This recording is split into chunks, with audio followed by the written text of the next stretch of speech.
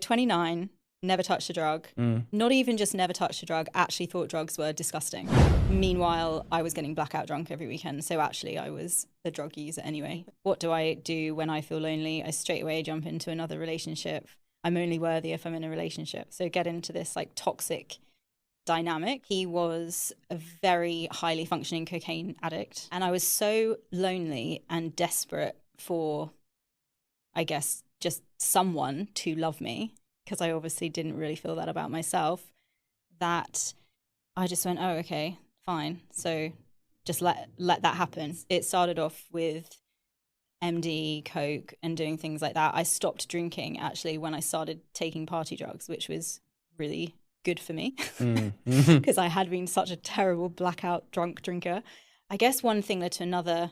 I was in such a dark place mentally in terms of feeling really depressed and suicidal that I also kind of got to that point where I was like, I just don't care. And like you said, I'll just try anything. Slowly just lost everything. It was like, yeah, the business, I didn't have a lot of money, but any money.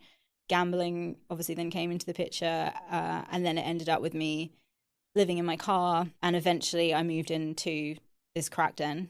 When I was using meth and started to get into using it daily, which was kind of a slow progression as well. It sort of started, as I said, like every couple of days, and then it was a here and there, and then it was like every single day by myself. I think that was a big thing. It was like, oh, now I'm actually using on my own, not just with other people. My personal definition of addiction is something that you use to soothe emotional pain. And it doesn't have to be, as people call it, like capital T trauma.